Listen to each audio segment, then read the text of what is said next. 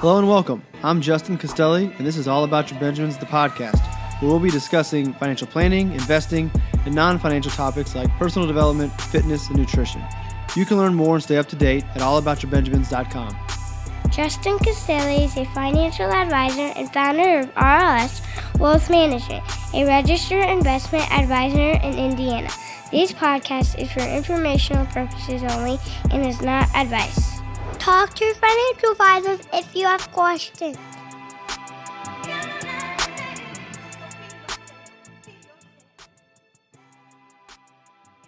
Well, Nina, thank you very much for taking time out of your busy schedule to chat with me today.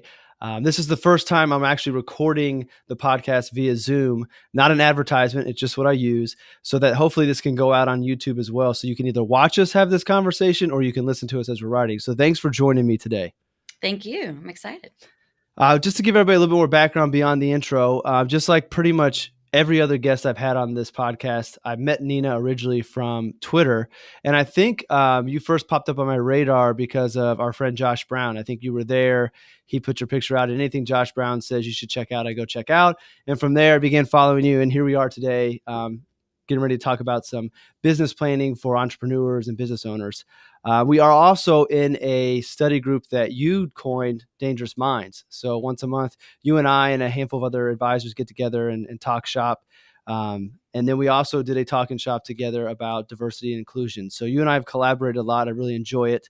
And now I'm excited to do the podcast. So with that, why don't you give everybody kind of your background and also make sure you include how you decided to deviate away from our friendship and liking Post Malone. So I started my career in financial services in New York in the very end of 2004 it was a temp job answering the phones at an Australian investment bank, and really kind of fell in love with the industry, thought Wall Street was fascinating. So I got a job more permanently with an asset manager in New York, institutional money manager. And in 2006, decided I was ready to come back to North Carolina, where I'm originally from. I went to UNC Chapel Hill, go Hills. So I just wanted to stay in finance, but come back to North Carolina. I was considering going to law school as well. So I wanted to establish residency in North Carolina so I could apply to UNC Law School if I wanted to go that route. And started working at a wirehouse and did that until, so I was an advisor there on my own until the end of 2008, and the financial crisis was training program I was in was terminated. And then so beginning of 2009, starting over and trying to decide if I was going to stay in the business. I was 28 years old, female. Statistically speaking, I shouldn't probably still be in the business. But I met my partner during that time and we decided to work together. I was interviewing at other firms, but I just wasn't convinced that the corporate route was for me. And I talked to him about, I wanted to be a business owner and I wanted to work with business owners. And that's what we've done. We work with a lot of other people as well, but we've really enjoyed the business owner client relationships that we've had over the last 10 years. We'll celebrate 10 years working together in November was when we started. And so before your professional days in finance, were you not also an author? Yes. So I published a book at 20 when I was in college. It's called Kinston, Images of America is the series. Kinston, North Carolina is my hometown. So it's pictorial history of that area from 1865 to 1975. And I also had a brief career post-graduation from UNC in fashion public relations in New York and had some pretty fun experiences in that. So is that where the Britney Spears story comes in? That's the Britney Spears story, yeah. So you shared this on Twitter, I think maybe over the weekend or earlier this week. So why don't you share that real quick story, and then we'll get down to business. Yeah, so I worked in fashion public relations in a showroom in New York for the Swarovski crystal family, and Britney Spears was going on tour for her Onyx tour and going to do the Toxic video for her song. And she decided she wanted to be naked, covered in crystal. So her stylist came to us and we collaborated and designed her naked body, what it would look like covered in crystal. So we had a design, and they asked me to make handmade the nipple and lady part covers for the actual toxic video. And so she, for about 6 hours, laid with no clothes on. And I was on the phone periodically with them as they were doing it. They glued crystal to her whole body. And then I handmade 6 or 8 nude bodysuits covered in crystal. So I did all the crystal application and sent it to her for her tour. So, and then she shaved her head and kind of went off the the deep end. So it was interesting to have worked with her during that time. So do your clients know this story? I don't know. I use it as a fun fact randomly, but Mhm. I don't know if they know. Some may. Well, if they listen, that'll lead to some interesting conversations in your next round of review meetings. Right, exactly. I Certainly only a wish I conversation had starter. right. I only wish I had some cool conversations. So I don't have anything cool like that. My life has been pretty boring. We'll have to find one. So the reason I asked you to come on today and talk is kind of to cover some complex or maybe unconventional planning with entrepreneurs and business owners. And correct me if I'm wrong, but a lot of your clients fall into that category of being business owners and entrepreneurs. And there are some unique things that you can do with clients when it comes from a financial planning standpoint. So my hope is that I try to strive for all my podcasts to be dual listeners, clients and advisors. So advisors might learn some new techniques that maybe they didn't know about to research some more and implement with their clients. And also business owners and entrepreneurs out there have an idea of some things that maybe they could be doing if they're not already to help with financial planning and tax planning and things of those sort. And this is kind of something that I'm very interested in. And that I've noticed over the last year, I've started working with more entrepreneurs and really enjoy that. And I actually am finishing up a blog post about unconventional planning techniques that may not be by the textbook when it comes to the CFP or to financial planning, but it makes sense for entrepreneurs in that lifestyle. So you've been working with entrepreneurs for a while, correct?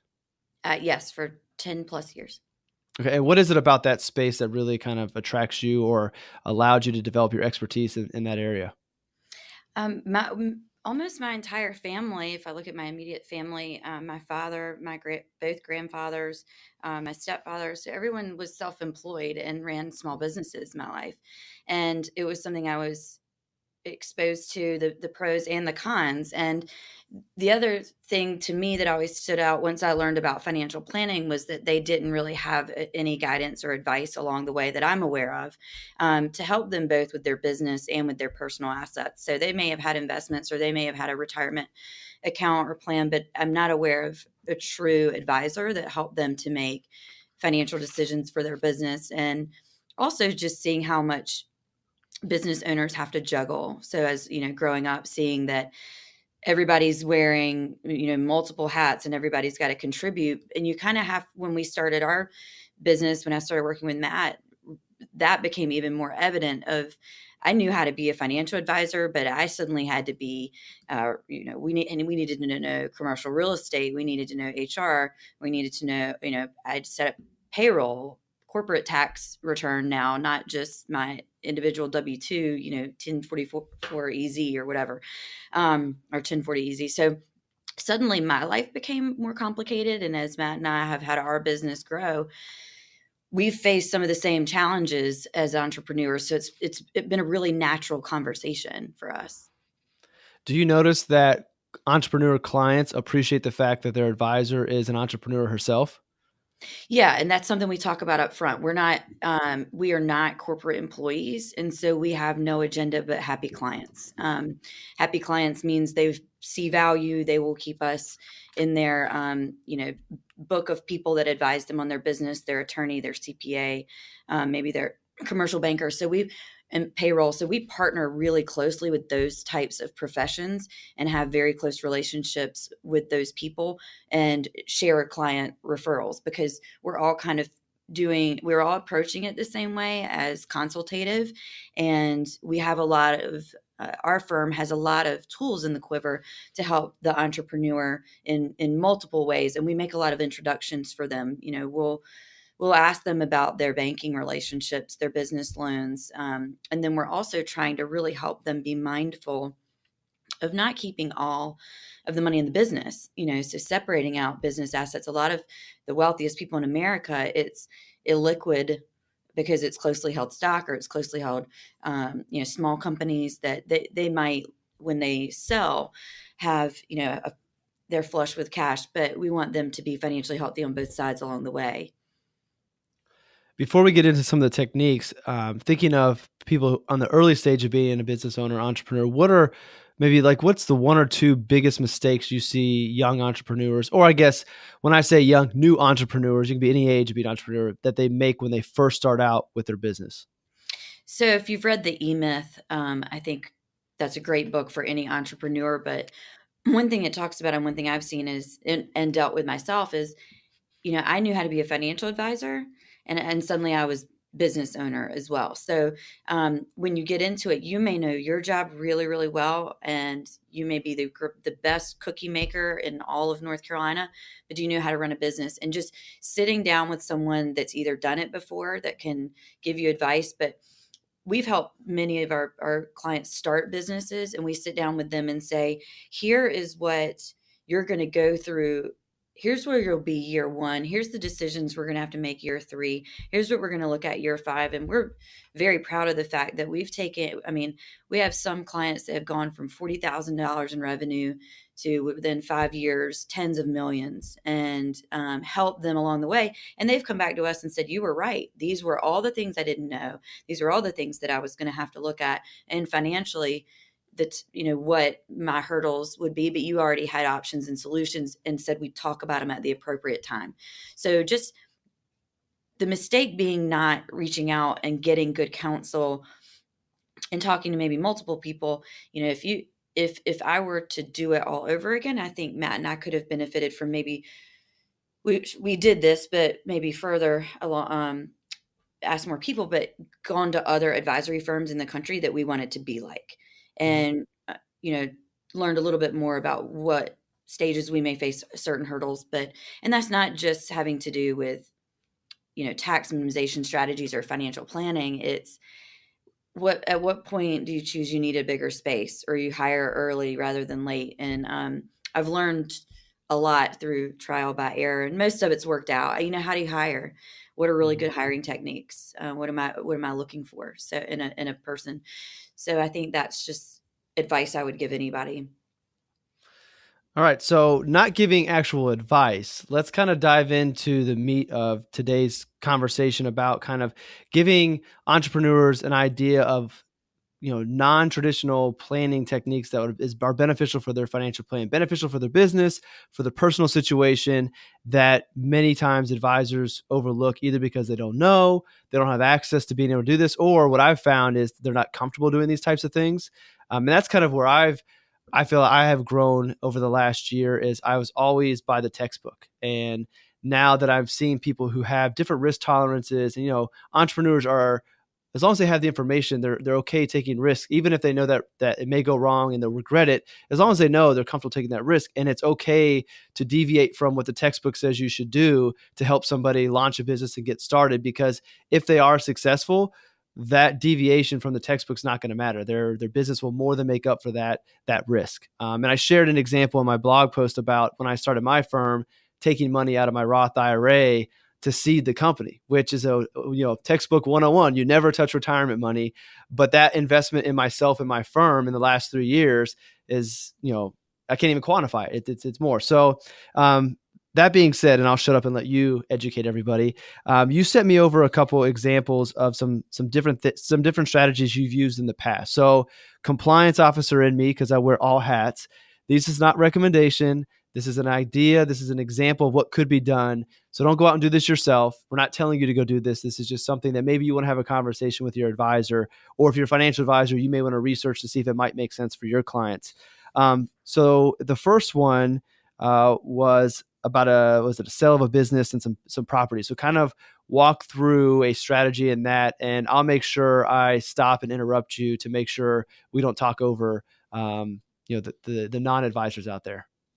Yeah. So as far as the business sell, when you work with entrepreneurs at retirement, that's the goal, some sort of succession plan or sell. And so we've had it happen a couple of times. We work with closely with a business broker and then a corporate attorney. So sometimes we get referred the people in the middle to sell. frequently the business owner may own real estate in the business. And so we have an option, and there's information on our website if anyone wants to go out and look. But we can offer the business owner an opportunity to separate the business assets from the actual real estate, and then utilize a DST structure for that 1031 exchange to defer I'm gonna taxes. I'm gonna stop you there real quick. DST, what does that stand for? Delaware Statutory Trust. Okay. So, and really, what it is, it's a trust structure that the IRS recognizes as so that a 1031 means you can exchange like property for another piece of like property. And sometimes when they're selling their business, they don't want to go buy more property, or they may not be able to identify a property in the amount of time that they have to for that business sell to qualify for the 1031. So the DST structure, or Delaware Statutory Trust, we have products that qualify for that, that are DST, and then qualify for the IRS to acknowledge that that is an acceptable 1031 exchange. So right now we have a client that's in that process, and we've been walking her through it. Admittedly, my partner's more of the expert and handles that side of our business, but certainly I'm knowledgeable and I'm in the conversations with the clients and know about the idea. So we've done that in the past to help defer taxes on business sales, because a lot of times the actual property has the highest appreciation and the highest tax liability for that for that client. The other thing is the DST structure will provide income while they hold that that investment with us. And so for a client that is looking at retirement and just wants retirement income, while this is illiquid and not appropriate for everybody at all, but for the right people, it provides them another retirement vehicle of income once a month, or as the distributions come in, that they can plan on when when we're doing retirement income planning. So inside of the DST, is there a restriction to what type of investments it can be, or does it have to be real estate again, or kind of what's that look like? So every product sponsor is going to create a portfolio or structure of it, and there's got to some of them will satisfy debt, some of them will satisfy the property, but typically you're going to see property in there. You might be. I mean, I've even heard. I was talking to an advisor that they did 10 DST investments to diversify that. So they may have done healthcare, commercial real estate, apartment buildings. So they spread that out. And that was a $10 million DST, and they did $1 million in each. That's a huge transaction, but you can diversify that in the same way that you can other investments, as long as you have the capital to do it. Mm-hmm. Okay. So this is very similar for us non-business owners of kind of like a 401k rollover, if you will, of moving it from one tax deferred type of vehicle to another to avoid the taxes and to defer that out. Obviously, there's a lot more to it, and there's probably more benefits to it. But conceptually, for somebody listening who's not a business owner, is that a fair comparison? Yeah, you're just moving, like to like, so that you and avoiding the tax penalties. And then if you hold that until death, you can pass it to your heirs at a stepped up basis. So that would avoid ever having to pay, the tax liability that you could have had to pay if you just sold the building and recognized the profits.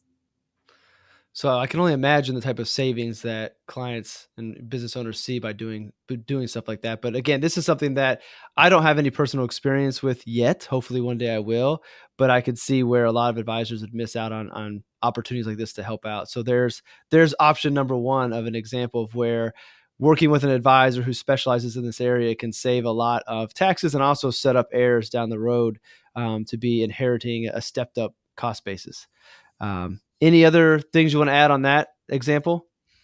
Well, I think that it's just another tool in the box to help people get to retirement success, and it's not something that I learned about when I was studying financial planning, and it's not something to be afraid of. It's not that complicated of a process or structure, and we lean on our product sponsors, so they'll come in and they are truly the experts. If I had never done one in my life, it's okay, because they're the ones that are actually executing that. You're having the conversation. They can get on calls. They can identify the properties. They can give you the qualified intermediaries. So just to encourage you, you have to be with a broker dealer or firm that has those products available. So our broker dealer does allow them and has them on their alternative investments platform. So that's the other thing. If you do have those, I'd lean to your broker dealer and product sponsors and just get educated on it and know that it's available. And if you have the opportunity to come across it, you've got that advice and different option for your client. And I think it adds real value because they don't hear it everywhere else. And I can hear the Twitter trolls out there when they listen to this going after the broker dealer. So we're going to address that later on and kind of tie things up with that. But I know you people out there are thinking that, and we're going to address that. So another example you sent was like some oil and drilling investment options and the benefits behind that. So kind of more of a high level, again, not a recommendation, but just how these things work and what the benefit might be to a business owner, entrepreneur, or even a high net worth individual. Yeah, so the oil and natural gas partnership programs they're geared towards, again, accredited investors, but you don't have to be a business owner. It really is just income based. So it's a top line tax deduction similar to if you're putting money into a 401k. The oil and natural gas partnerships, you're in the partnership and you actually own the oil wells. So you are an owner of a Texas oil well. Some clients think that's kind of cool. But really in learning that, it's when clients have a windfall, or if it's a family or business that consistently sees high profits and doesn't need the cash, and they really just would rather find a strategy for tax savings and not to just write a big check to the IRS. And so what we do in that regard is we have multiple relationships with companies in the oil and natural gas industry, and then we look at what products are available. They're usually going to be more at the end of the year, and they're tax driven. There's one that we use that's a little bit more of a little less tax benefit, but a little more. I think long-term investment strategy works better for people that aren't just geared towards the taxes. The cool thing is those product sponsors as well. I mean, you lean on them. They will actually do a lot of the tax.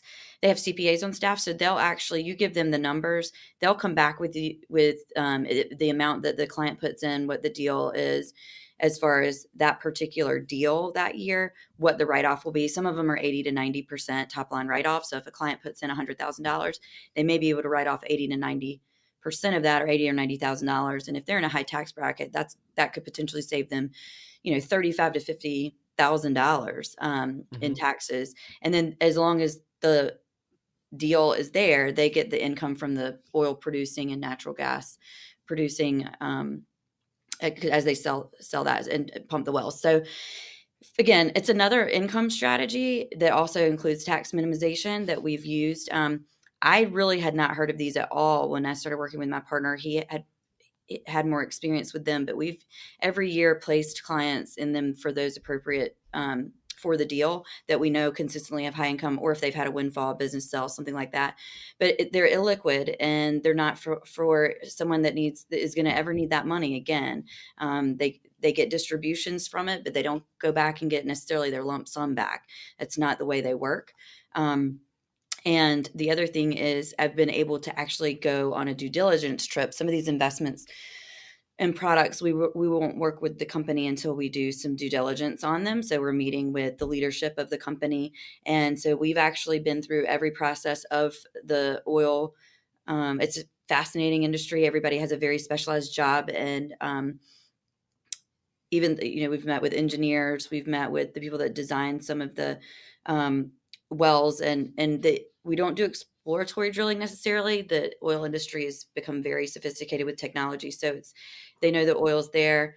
So I've been on a rig, I've watched a frac, I've seen A to Z of that process through a due diligence meeting that was really fascinating. But becoming knowledgeable that way is, again, leaning on your broker dealer, the product sponsors. Our broker dealer, and we'll talk about this, but they do a conference that you go and you can do a deep dive with the management of some of these programs and companies. And that's been, I think, the best way that I've become educated on it, and really talking to the people that are making the decisions and vetting them.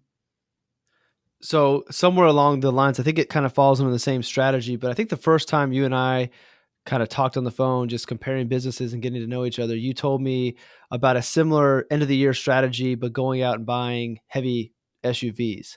So that's why you see businesses all with the big SUVs. I think you said it's like 6,000 pounds, and then you kind of get Yeah. some tax benefits off that. Yes. So self-employed people. So you can't. This is one that you would use it as a business owner.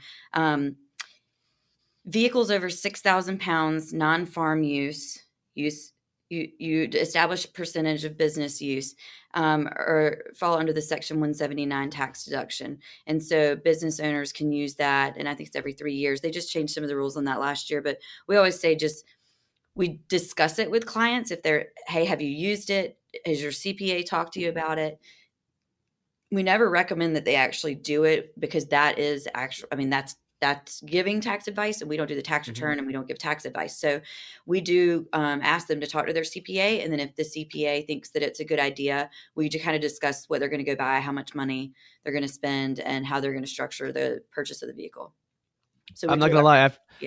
After you told me that, so I'm self-employed. I have my own business. As soon as we hung up the phone, I pulled up Tesla's website to see how much the Model X weighs, and it was only 5,500 pounds. So they need to put 500 more in there. I know they'd sell more of them. Right. Hopefully Elon Musk is listening and they make that adjustment for the future. So. But again, so these are all techniques that many advisors don't know of, don't do. And I'm going to get your commentary on maybe why they're not doing it after I ask you about one more thing.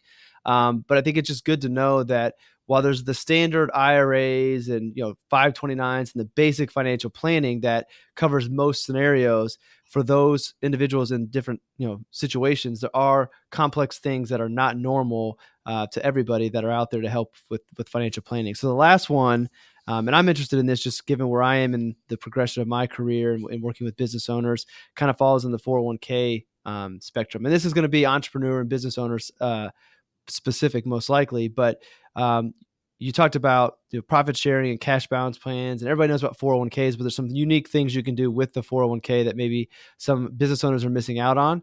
Would you mind sharing that with us? Yeah, so we run 401k plans or retirement plans for our business owners.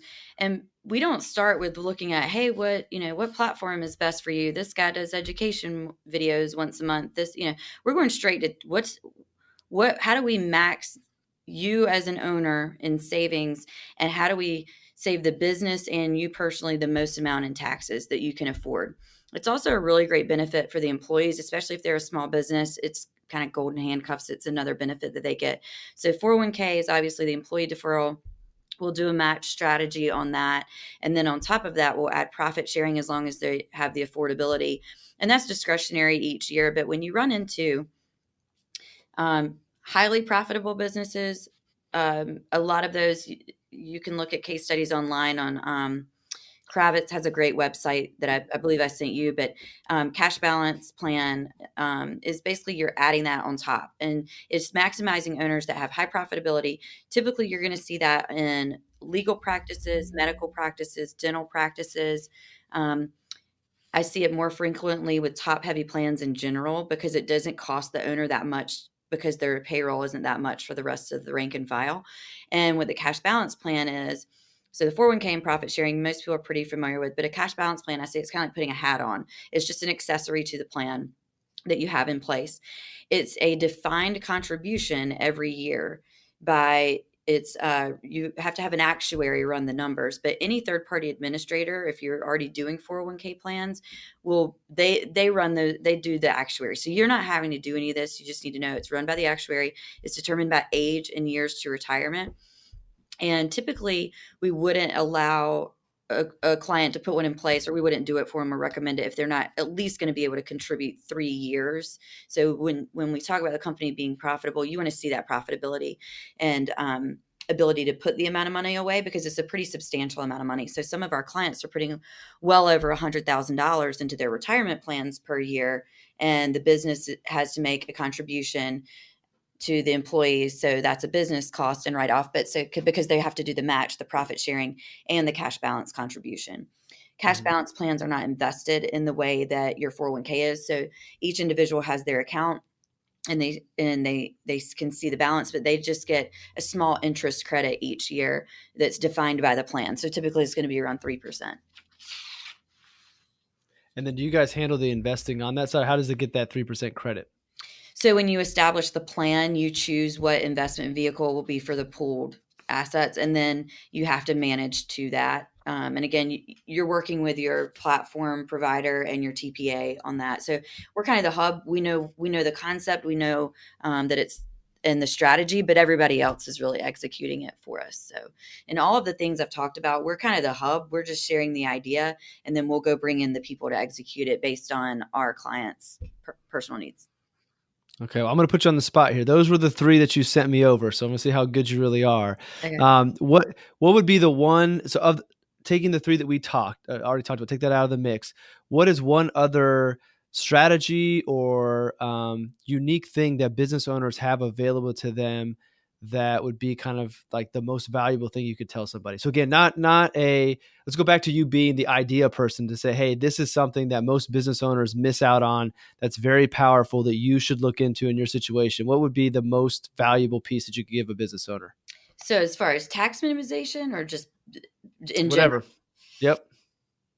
I think this is a shameless plug, but I do feel this way. Working with another entrepreneur versus working with someone, not to offend any other advisors out there, but someone that has less experience and less product availability, that may be captive to a specific insurance company or corporate agenda. Some of the larger organizations don't offer any of these products.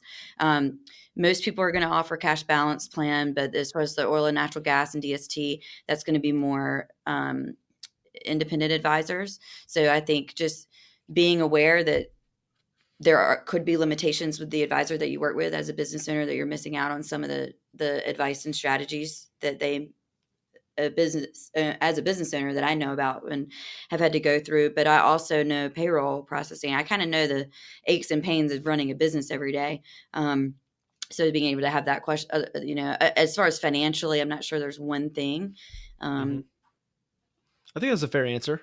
And you and I were talking about this a little bit before we got started, how I think that being a business owner, and I know the term entrepreneur gets used a lot, that maybe not everybody's an entrepreneur, but I do think being a business owner and understanding what it's like to start a business or the payroll headaches or the issues that business owners go through, I think having that experience as the advisor and being able to sympathize and understand where your clients are is a big benefit. I also think that having that mindset as the advisor, understanding that some entrepreneurs are greater risk takers than others, and they're comfortable risking some things that the textbook would tell you not to reach their goals. I think if an advisor understands that and has done that themselves, that allows them to maybe craft a plan that is going to help their client get where they want to be rather than take them down the wrong path just because that's what a manual says you should do. So I think it's a very fair comment. And I don't think that was self-serving because you didn't say work with me. You said work with an entrepreneurial advisor. Yeah, I mean, and there are independent advisors that aren't gonna Right. fit this bill, I mean, Mhm. it's Well, to be honest, I would be one that doesn't fit the bill. Being this is today. going to feed into the next part today. Mhm. I mean, I'm a fee only advisor, so a lot of the options you talked about aren't offered on the fee only side, and that kind of ties into something we're going to talk about in a minute. But before we get to that, and kind of the fee versus fee based and commission, all that conversation that goes on amongst advisors, I don't think clients are talking about it as much as we do. Why do you think? Yeah. Why do you think so few advisors do these types of strategies with their clients? Is it lack of knowledge, lack of confidence, business structure? Kind of, why do you think that there's fewer firms doing this type of stuff than there are actually doing it? Um, I think if you look at older advisors that have done some in the past, they didn't always go well. Mhm. So some of that, if you look at new advisors, I think there's just a lack of knowledge. It's not in any of the textbooks necessarily, like we were talking about. So it's just something different. They're not comfortable enough and maybe haven't come across the need. And then I also think that um, the the product availability has become less than what it used to be, and that has to do with regulatory changes and fee compression internally within some of the alternative space. We've seen it with REITs and multiple other things where the companies have kind of blown up or the fees were too high, and there's a lot of pushback on that.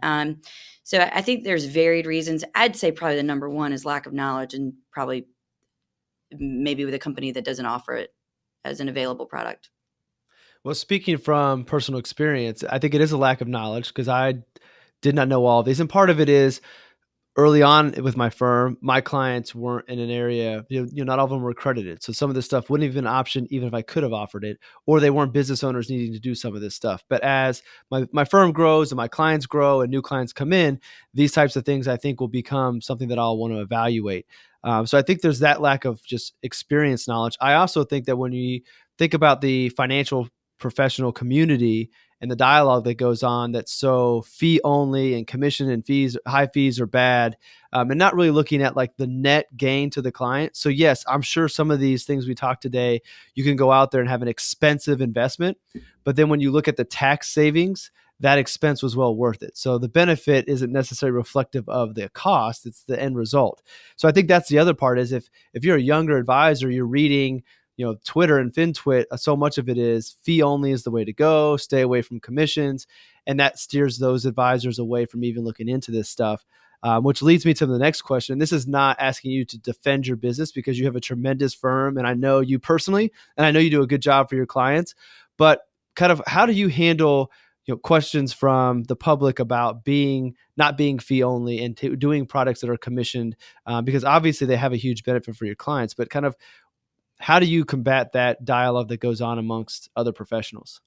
Yeah, well, I was saying earlier, I think if we talk about like the fiduciary standard or being a fiduciary, being a fee only advisor does not mean you're necessarily doing the right thing for your client all the time. To me, it's advisor behavior really means if you're being a fiduciary or not. And I don't get the commission shaming. I don't know why it's out there. I don't personally care how someone compensates themselves. That'd be like, the Gap and Nordstrom and these two companies constantly arguing over how much a shirt is. What was the cost of the shirt? What's the, a silk shirt? It's not to use a dumb analogy, but like if you're only selling cotton shirts, you don't need to charge but so much a cotton t-shirt. But if you have, a silk blouse, the material and the craftsmanship to go into it was more. So I have, conviction and that we have great value and we don't have a lot of concerns in regards to like what people think of us because we do charge commissions. That being said, the majority of our assets are in fee-based discretionary portfolios that we run. So our commission business is really going to be more direct product partnerships and things that are outside of our control on how we're compensated, things that we cannot put into advisory. But we really don't want to say that we're fee only because that would limit us in the available things that we've been doing for clients for years that have been proven to demonstrate real value and send other people our way. I think as an advisor, I like the structure of our business for multiple reasons. One, it's a differentiator. We've had people referred to 3 people and they'll talk to a guy at one firm, a guy at another firm, then they meet us and our team structure, the way we operate, the advice that we're giving, the consultative approach is totally different. And the knowledge that we have, because we've already been through this with, dozens of other clients. And so they usually come work with us because it's just a complete differentiator. Mm-hmm. It preserves if you look at the benefit to the client, any money that you can preserve for them and enhance their long-term savings or enhance their retirement income, that's only value. So who cares how I got paid? They got value. The other thing I was going to say is that like if you're fee only, and we saw this, I think everybody did. We took pay cuts in December and January when the market was down, November, December, January, depending on when you charge fees and how they hit. But that hurt. I was not worried about my clients' long-term plan in their portfolios, but it sucked for us in the months or weeks wondering, is this a prolonged downturn? Because the majority of the revenue of our company that we receive is recurring revenue through our advisory assets. And if that goes down, I now need to regroup on our company budget and my personal income and budget and where does that fall? But if we have other products, whether it's we do multiple types of insurance, we're long-term care, life insurance, disability, group, and individual. We do the 401k plans. That's recurring revenue, but those are always adding. So in a down market, a 401k book of business is nice because it has that constant contribution. We do annuities. It's a very small percentage of our business, but when we have clients ask for it, or if they can't, if they have to self-insure to a degree with a need for maybe a long-term care rider or something, it's just a tool that we use. Most of what we do is going to be, like I said, fee-based, Hmm. but I do like that we have that part of our business because every year we don't budget for it. If we don't have any commission income from different products like that, it doesn't matter. That's not what our business is based on. And it's not something that we drive. We just have it available in conversation. But the years that we do, have that can be very profitable, even with if you lose assets, from the market. If you're still having clients that have that need and you're fitting that, then from just a business health standpoint, you've differentiated your income Hmm. and you've got a diversifier there. So I think there's a lot of reasons. The other thing is for your clients, some of these things are non-correlated. So Hmm. the oil and natural gas deal, real estate, these are non-correlated assets that are illiquid that they can't jerk out of the market, but will continue to provide them income. I think the main takeaway is fiduciary is behavior, not compensation. And you can have all these different ways of being compensated, but if you're doing the right thing by your clients, then that's what matters the most. And to your point, your clients aren't complaining. This is really a conversation that goes on amongst advisors, and it actually kind of gets old. I've muted a number of people on my Yeah, Twitter I'm feed. actually over the fee versus non-fee because to me it's just irrelevant, and I think there's this elitist attitude on no offense, on I'm fee only, and to me, I'm like, as a business owner, I don't get that decision at all, and Mhm. as someone that really, has conviction to do the right thing for the client, I think you've just eliminated a lot of things, and taken away from them, not added to them. And to be honest, I would have probably affiliated with a broker dealer just to have every option I might need when I started my firm, except what the broker dealer was going to take from my business was not cost effective. I didn't need all of the support for what they were going to take. So it was a better business decision for my firm. And at the time, my clients had no need for those other products. So it made more sense to go fee only. I'm still fee only today, but I've said it numerous times on other podcasts. I don't think fee only, like you said, guarantees that you're always going to do right by clients. There's plenty of fee only people out there screwing their clients, and there's plenty of people like you and Matt that are multi compensated doing right things by their clients. So I would never say I'll never add a broker dealer relationship if it's necessary for my clients, because if so, I'll add it and do the things I need to do for what's best for my clients. Right, and I think that's an industry problem with if you look at the broker dealers that I get everybody needs to be profitable, but if there were a better way for someone that wanted to start out independent and have that relationship, but not have such a high takeaway, because you're right, like y- y- when we were first starting, we didn't consume a lot of the time and resources Hmm. of the broker dealer that we were under during them, but um, and we were given a very fair payout, but finding the right one that is reputable, and like ours right now, I mean, they're really selective. They're not going to take a group that's not under a certain revenue and type of business and growing, and you've got to kind of prove that you earn your spot there. Hmm. And they have a lot of resources, which is great. But I don't know that I would have had the ability to work with them from day one, Hmm. and that's unfortunate. So I agree with you in that regard. It's when you're starting out, and it's just another hurdle to get started in this industry, which is unfortunate in keeping our numbers down and new advisors. Right. Um, well, let's transition away from business owner planning, unless there's anything else you want to add, and kind of hit a couple other things before we wrap up this hour. No, I think that's Okay. most of it. Well, you mentioned bringing more people into the industry, and I know that you have an exciting announcement coming up later this month. So why don't you tease that a little bit and let us know what you've been working on in the background? Yeah. So my entire career, I've just felt this miss. What as far as being a young female. And I'm very, as you know, relationship driven. I love collaborating with other advisors, and that's how we met. And I've learned so much, and I partnered with another advisor because of that. And I've just felt like we're better together. I really feel that way. And what I didn't feel that we have as I've developed my career as a female, going through different stages of my personal life, is a community of women. And so I will be launching something that will hopefully help fill some of that gap. So it'll be a program for female advisors that it's going to hopefully help with mentorship, collaboration, education, support at various stages of one's career. It's going to include men too, which I think is cool. And I've got to tell you about that. That's the newest part. But, really just being better together, being collaborative, not competitive, and trying to grow together and to support each other and to do like what we do with our study group. Just, or, if I've got a problem, I know you're somebody I can reach out to. We have a lot in common as far as just where we are in our stage of life with little kids and trying to, being business owners and the juggle around all of that. So I'm really excited about it, and I should be launching that at the end of March.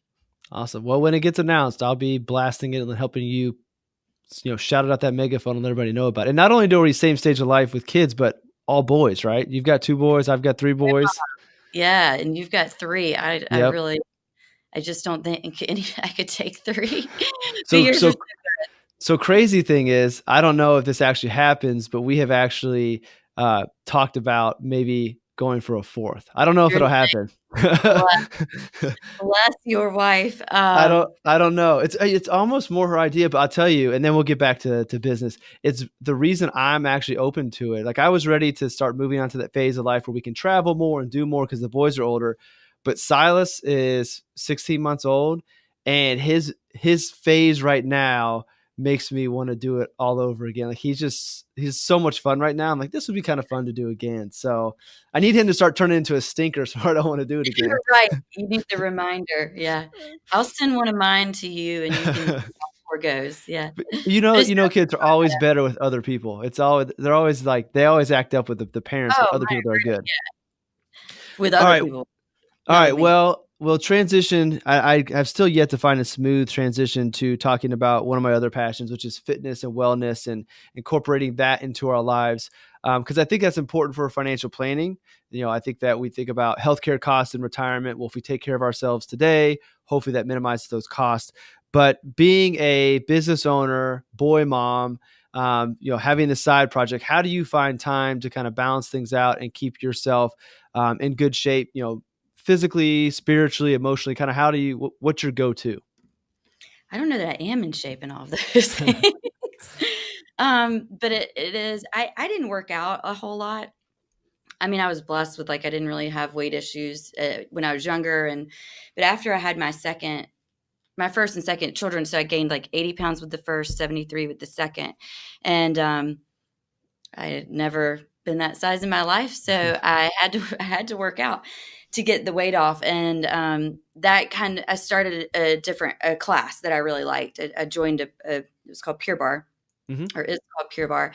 And I really liked it. And I found that I just felt better all around. It really helped with stress relief. So that was it'll be 5 years ago this year. It was in 2014 after I had Emmett. And I tried running after I had Lo, my oldest, and I just didn't really like it. But so I usually I now do fly bar, I do fly bar sport, which is a high intensity interval training, but I do that on Monday nights. And then during lunch sometimes is really the best thing. And as far as my mental and my soul and stuff like that, to me, I read a lot. I read kind of obsessively. And a lot of times on Saturday or Sunday at some point during the weekend, I'll take a bath and read for an hour. And even though my kids aren't supposed to, they do interrupt me. They're beating on the door, Mom, but I do try to protect that time for myself. And I do also, if I work out at lunch, it's usually on the bike machine with a book. So okay. I admittedly don't listen to as much podcasts and do as much of that as I think a lot of our counterparts. But for me, the joy is really reading versus listening to things. So I want to balance that a little bit better and add more podcasts in when I work out. But so are you reading for enjoyment, for business? Kind of what are you reading? I have a goal every year to do both. So one personal book and one business book a month.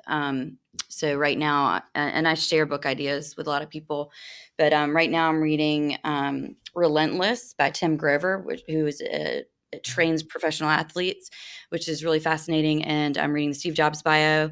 And so those are both kind of, I think, more business. I don't really have a personal one in there right now. I was reading the Harry Potter series because my little ones love Harry Potter and I'd never read them. So Roman just started the first Harry Potter.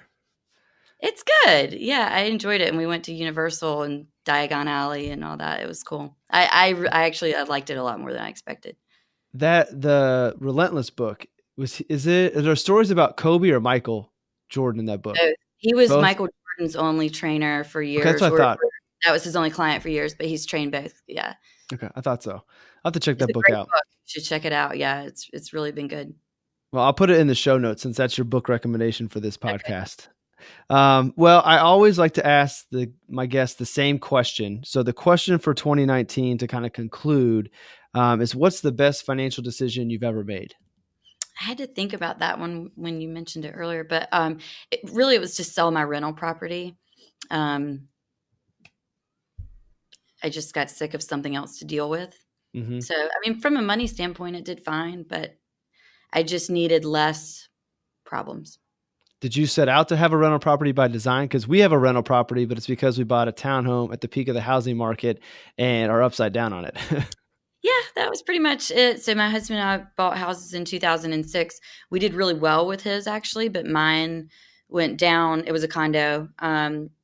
Went down. They recovered, and so by the time they recovered last year, my sister was my tenant for 5 years. So I think it was 5 years. So it wasn't a problem like that. It was just it felt like for years there was just a little something going on all the time. It was another mortgage to pay. It was another property to upkeep. So, HOA fees. So I just really needed to get rid of it for my mental state. I ended up making money on it, but so, I mean, I guess it was a good financial decision, but it was really just, I needed less problems. But yeah, it was the same thing. I bought it at the peak of the market. Sounds good. All right. I'm going to pull back last year's question as well. So I asked everybody last year how they defined wealth. So what's your definition of wealth? Well, I like to talk about there's rich, and that's people that have a lot of money, but to me, they're not always wealthy. And so Hmm. wealth to me is to have enough finances to enjoy a rich life. So if I want to travel with my family, if I want to, um, I guess vacation, I'm able to have a flexible job schedule, which is nice. But to me, it's being mentally okay, physically okay. I think you can see from a Steve Jobs, he was incredibly rich, but when he lost his health, he he's not wealthy anymore. You can't Hmm. buy that. He couldn't buy his way out of that. And so I really think if I can enjoy my relationships, have great health and mental and physical abilities, and I think the financial freedom to enjoy those things that I like to do, then that's to me being wealthy. Sounds good. A good answer. All right. Well, that brings us to the end. So please let everybody know where they can find you and follow you. Plug the Twitter, plug your company website. I'll have links to all of these in the show notes, along with the book and a couple of websites that you mentioned early on as well. All right. So you can find me on Twitter at NOneil510, and I'm on LinkedIn, and our website is archerinvestmentmanagement.com. And I love connecting with other advisors. So if you have questions, feel free to reach out or want to connect in any way. And What's thank your you. new This is so website? What's your new website? You got to plug that. I can't because it's not ready yet. Oh, it's not ready yet? Oh, okay. Never mind. Well, It'll go live when I announce it because okay. it's not live yet. It's hidden. So All right. Oops, I wasn't supposed to mention that. Well, when that comes live, I'll update the show You'll miss notes it. so that'll be there. So if you're Yeah, listening to this podcast April or beyond of 2019, then that link will be down there as well. But if you're before April, then you got to wait. yeah. If All they right. go Well, now, there's nothing. It's like site under construction. okay. All right. Well, I appreciate you taking the time and going over these. And again, everybody, those concepts that we discussed were not recommendations. I cannot stress that enough. But just to give you an idea of the types of planning that advisors are doing with their clients, sometimes they're unique to business owners. Sometimes it's unique to accredited investors having high enough net worths. But there are other ways out there to go about your financial planning. And sometimes it's good to think outside the box. So I'm glad Nina was able to share those with us. So thanks again for joining us.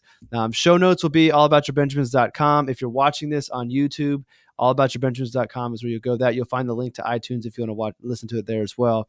So with that, thank you, Nina. And I will see you all in the next episode. Awesome.